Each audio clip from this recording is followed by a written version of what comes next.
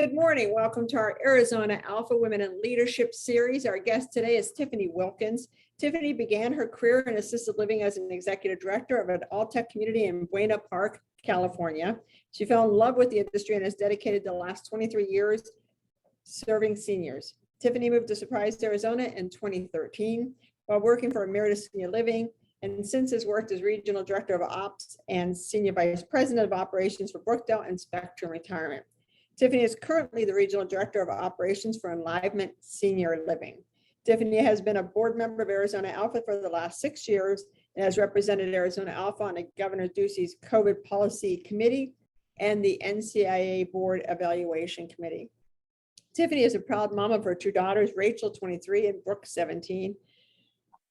She is an avid Los Angeles Dodgers fan, and she enjoys hiking, camping, and going to the gun range, which I did not know you shot guns. Welcome to the show, Tiffany. How are you today?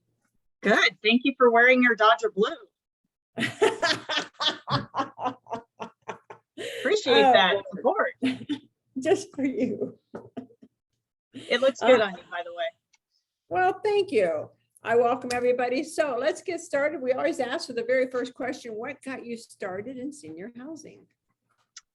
You know, I love listening to other people's stories about, they grew up with their grandma and they, had this fascination and love with seniors. I didn't go that route. I kind of fell into the industry. I was working for a catering company.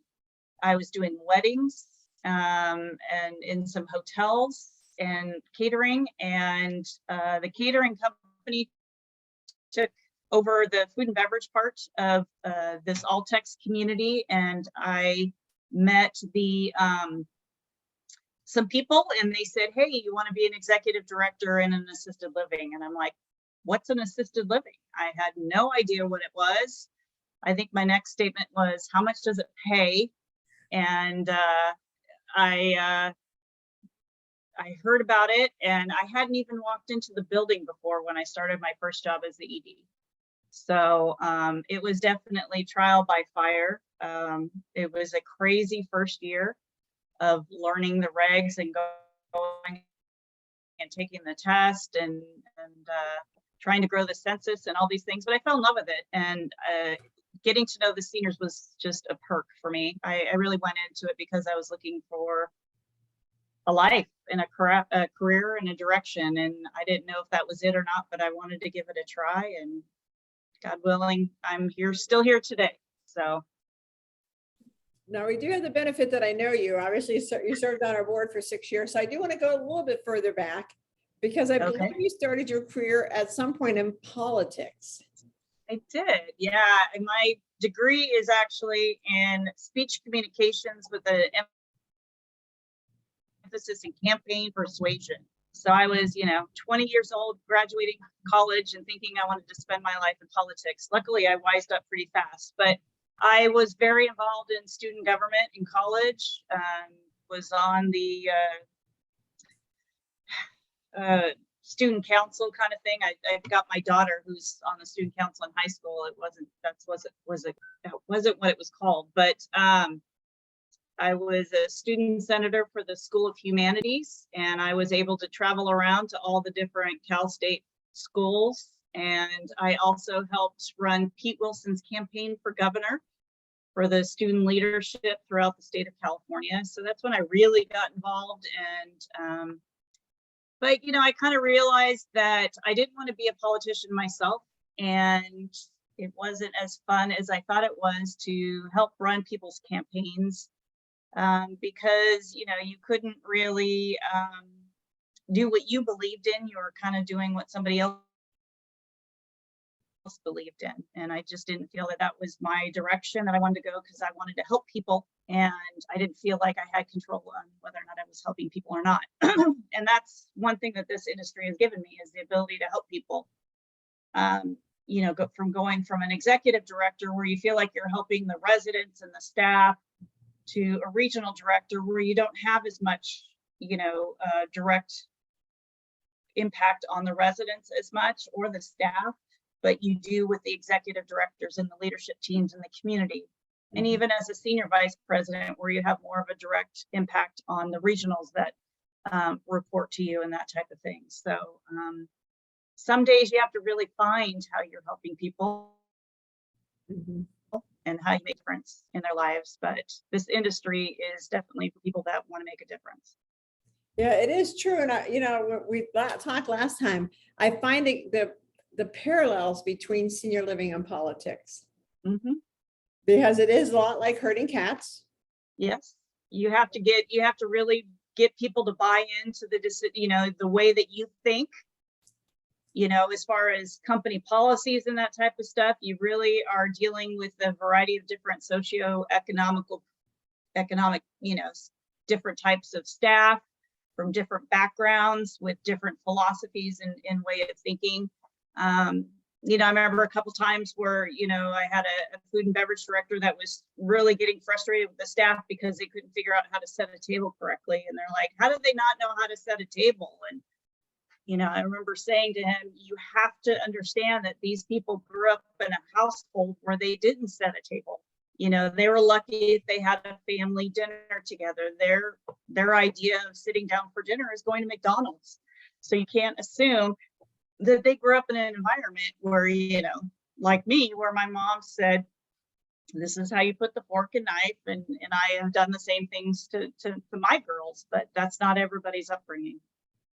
And I think you have so many positive traits. So, I hate to pick out just one or two, but I'm going to, because of time, have to.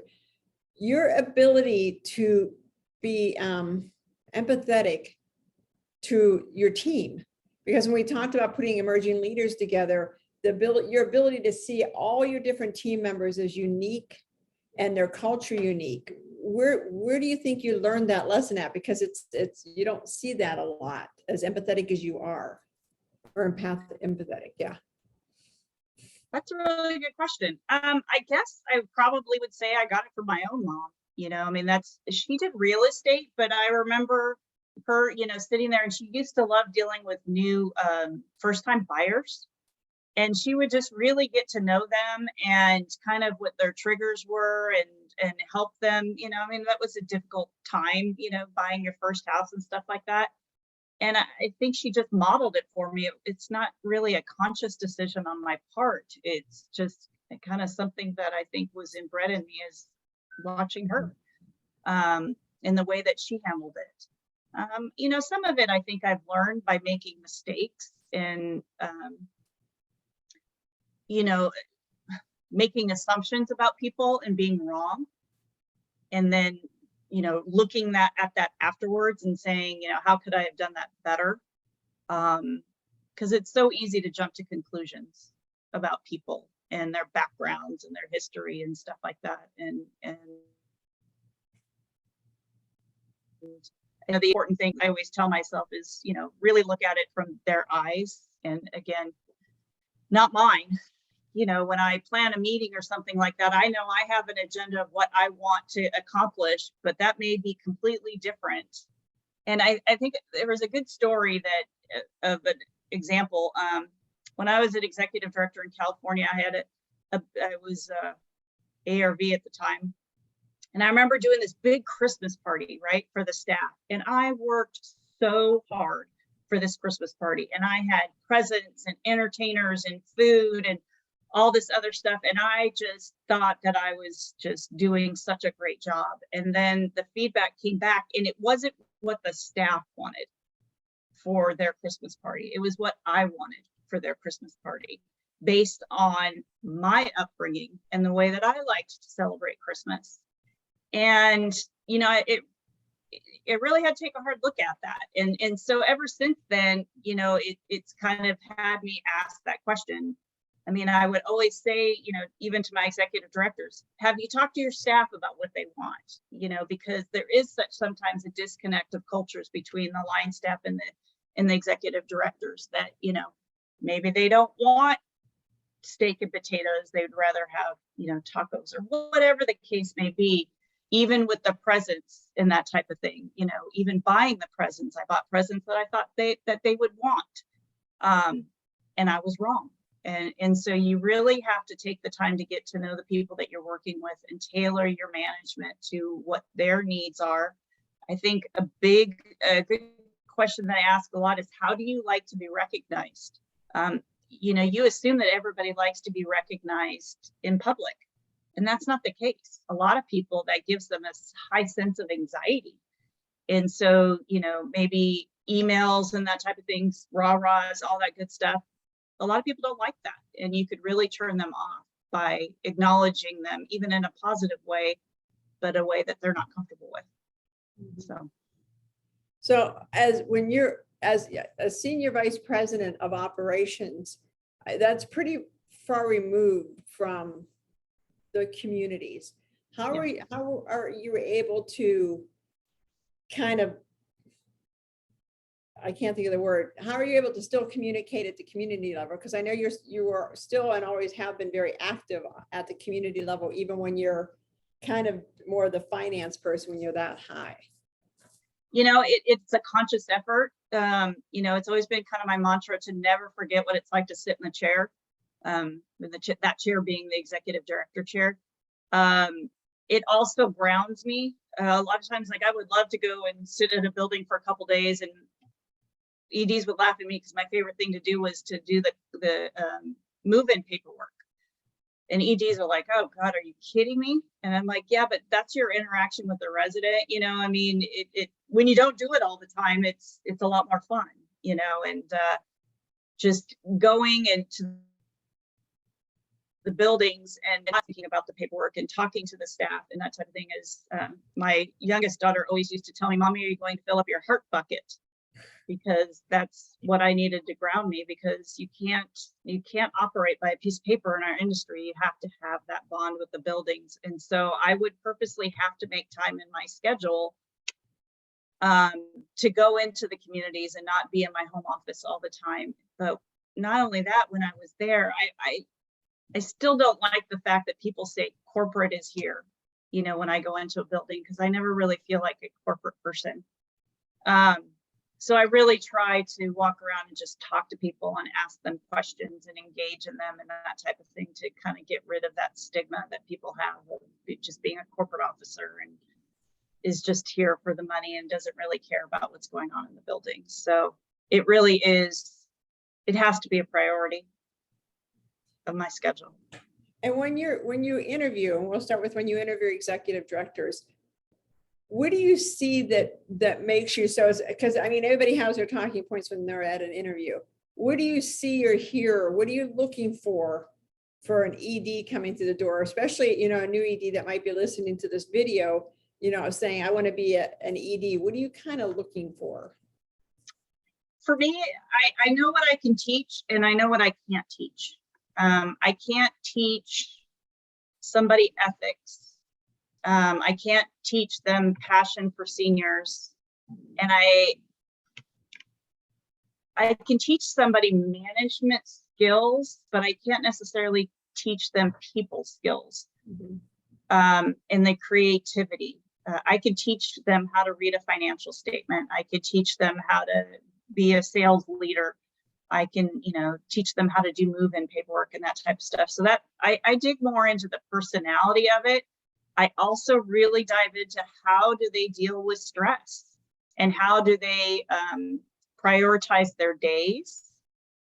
I also talk a lot about what do you do when you don't know the answer, because the biggest mistake I think new executive directors make, and I always warn them of this, is, hey, if you try to make these decisions on your own when you're just getting started, you're going to fail. You need to be able to ask for help. And asking for help is very difficult for most A-type personalities. They don't want to do it. And, you know, then if they don't do it, then they could make a mistake that could cost them their job unknowingly. So I think what I hear you say is a good leader, a great leader needs to understand themselves and their strengths and weaknesses to be able to hire, because you're always going to be hiring for, you know, your weaknesses. And you always should be able, I mean, I know people have said this, but I agree. You should always hire somebody that you think can eventually take your job. I mean, you sometimes people hire beneath them, and they really should be hiring over them, because especially in a regional position.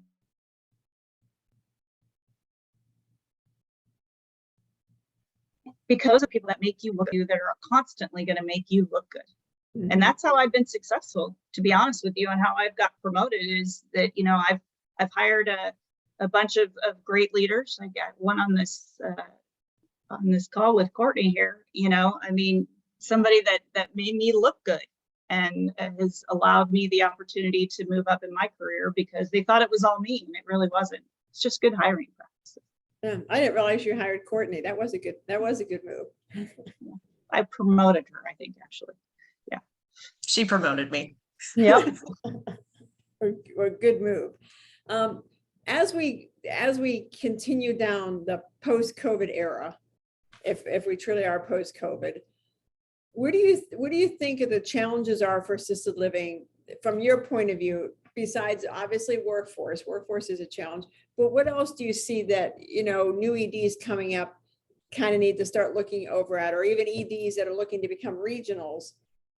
What can they be looking at now? I think, you know, the advantage in some ways goes to the newer EDs right now because they don't know any different. I mean, I know that there are a lot of EDs that have started during this, you know, 3 or 4 year period, or maybe have been promoted to an ED position. And so they don't necessarily know any different. I think the difficulty goes to us old timers that are really going to have to change the way that we do things and be open to new ways of looking at the business. And that, you know, I mean, yes, workforce, the staff have all the power nowadays, and it's difficult to think outside the box and get creative with the new generation and the new workforce that's coming in. And so we have to change old habits. I mean, I remember when COVID kind of started ramping down, and I said to one of my coworkers, I don't know how to do my job anymore because it's totally different, you know?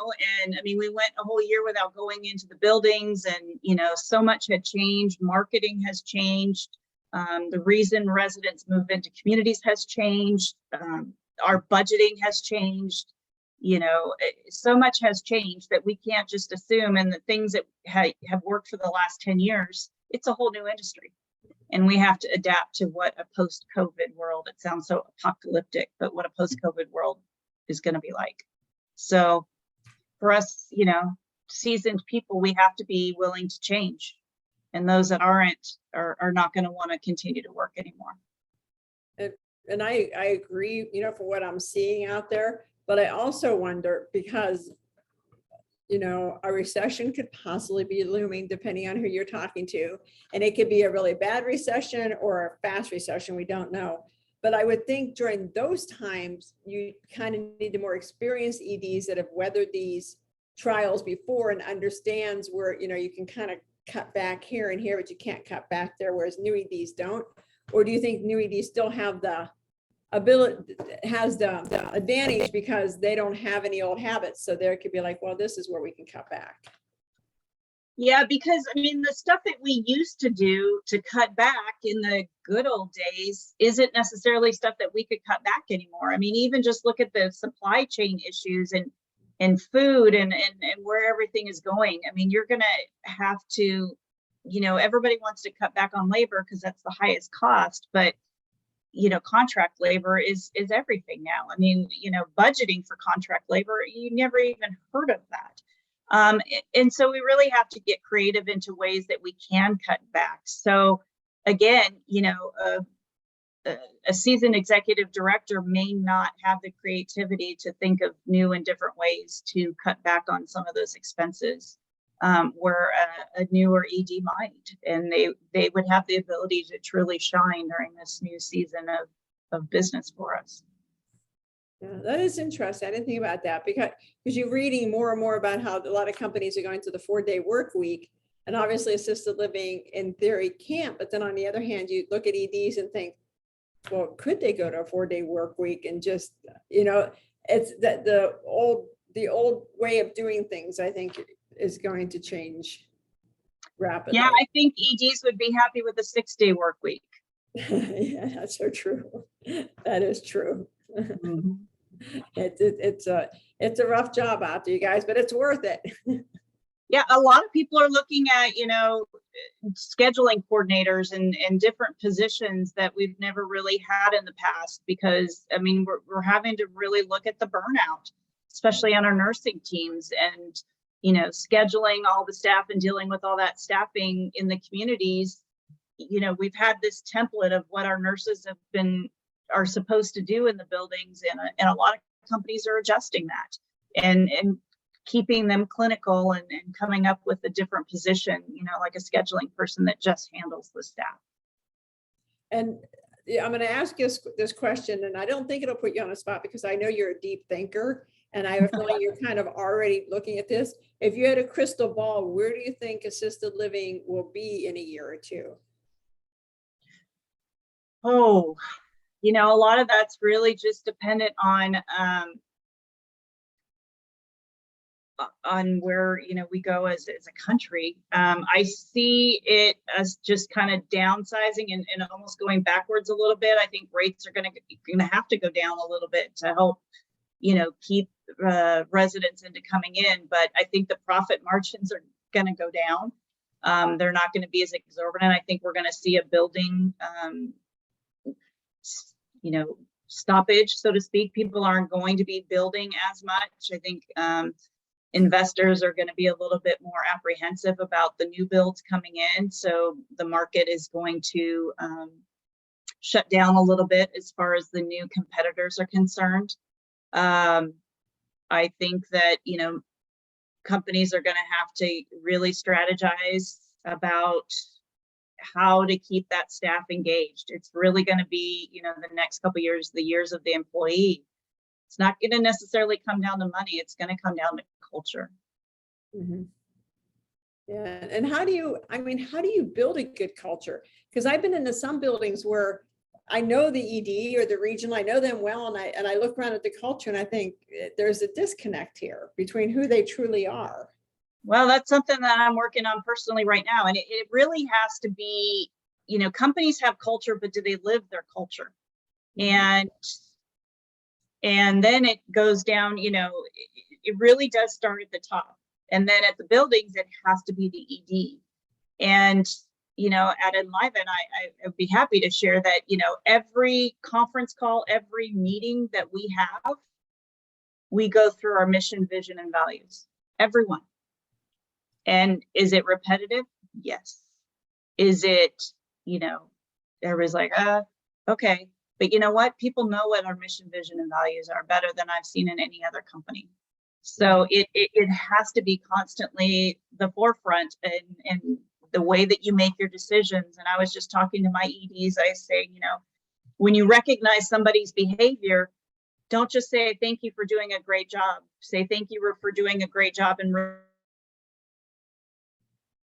relate it to how it acts. You know, so using those trigger words on a daily basis that bring the values into what they're doing on a daily basis. You got to make it alive and well, but it is the foundation for your community. And I think that's what keeps a community floating, so to speak, when difficult times come. Yeah, and I agree. You know, Eve, our board chair, just instituted our, you know, going over our mission and values, because for a long time, only a few of us knew it because we look at it all the time. And it does make a difference when you make your decision. Because you're thinking, okay, well, does this really align with our mission? Does it align with our values? So it is something that probably more companies. It needs to be more than just a piece of paper. It needs to be a living, breathing part of your decision-making process on a daily basis. So if you were presenting in front of a mix of potential employees that are just at a job fair, and you have like a minute to convince them or to tell them the beauty of assisted living, what would you say? See, this is what I have. This happens when I know that person I interview. I get to ask these deep questions. Thanks. You know, I would probably say if you are looking for a place where you can fulfill your passion for others, your need to stay busy and focused,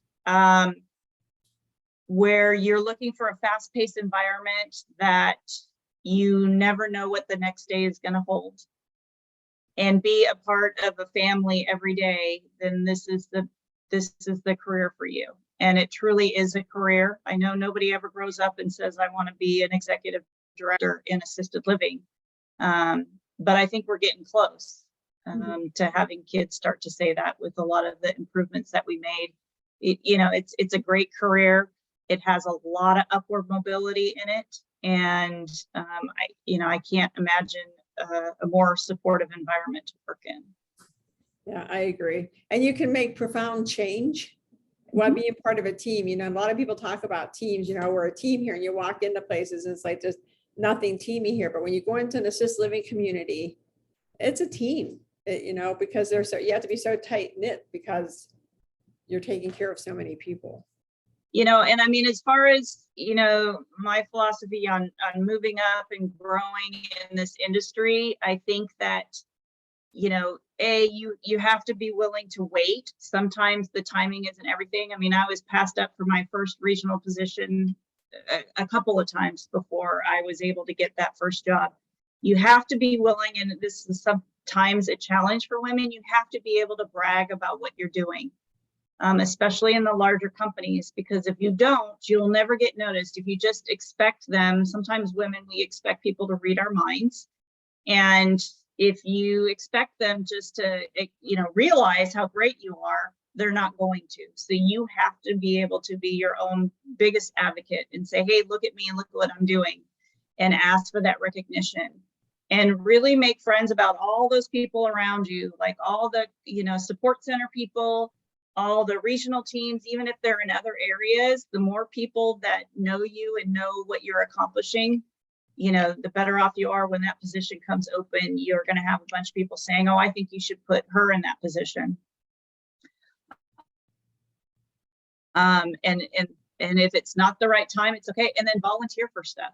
Volunteer, say, hey, do you need help with this? I want to learn more about higher level advancement in financials. Can you sit down and spend 20 minutes going over, what do you look at? That type of stuff, those types of questions. And, make sure everybody knows that you're interested in moving up in the company. Be on everybody's radar and say, I'm interested. And that'll get you noticed. That was so well said. And it is true. You've got to get noticed. You've got to brag about yourself. You've got to join committees. You got to get active. You got to go to conferences. You got to show up. And for a lot of women, showing up is hard. I mean, besides the obvious children and, everything else you got to deal with, sometimes it takes a lot to show up where you don't know anybody, but that's where you got to be. You got to be in the room when the decisions are being made. Yeah, and you need to really look at yourself and make sure that you're ready. I mean, I grew up, I started as a regional when Brooke was little, and it was hard. And, I really push and emphasize on people that want to jump into that regional position when they have younger kids, and just really, I mean, you have to make that sacrifice, and you need to make sure you have a support system for it, especially if the job requires travel. Sometimes it may not be the right time. Yeah, that's true. Timing's everything. All right, Tiffany, I told you I keep this under 30 minutes, and I am close. I'm close, and so that's great. Does anybody have any questions before we sign off? Just unmute if you do. I think everybody can unmute. I don't have any questions, but Tiffany, you touched on a lot of great points. I was an on-site property manager for 19 years, and one community was 55 and older. It wasn't especially assisted living or senior living, but that was basically 55 and older. And the first mistake people do is finding somebody who's experienced and not hiring for somebody who has the attitude and the patience and the kindness and the desire to help people. It's so true. I mean, that's so true. We're in the process of hiring new folks here. And so all of us get an opportunity, no matter what position it is, we get an opportunity to meet them and just have one-on-one conversation about who they are, where they're from, what do they like, where they grow up, and just getting to know them, because we consider everybody that we hire with what I do now as a new family member. So that's, it's not just, you can teach anybody how to do the paperwork and how to do so I just think that's so important. Yeah, I mean, everybody says that the financials is what scares them the most, and it's actually what scares me the least. And thank you, and thanks for having me today. Thanks for showing up. Appreciate it. Showing up. Anybody else have any questions? Going once, going twice? Okay, thank you, Tiffany, so much for agreeing to do this show. You gave some amazing tips. This will be posted to our Facebook, LinkedIn, although our LinkedIn Women in Leadership is undergoing change. I set it up as a group and it was supposed to be a page, so that give us the week. And it's also going to be posted to Facebook and our website, which will be up in a couple of days. If you have any questions or need to reach out to Tiffany, you can let me know and I can tell you where she is. Although she is the Regional Director of Enlivenment. And if that's it, you guys, thanks a lot for spending this time with Thanks, us. everybody. Have a great weekend. Go Dodgers. Oh, Lord, are they in the playoffs? Are they in the Yes. playoffs? Oh, Of course they are. well, my team didn't make it.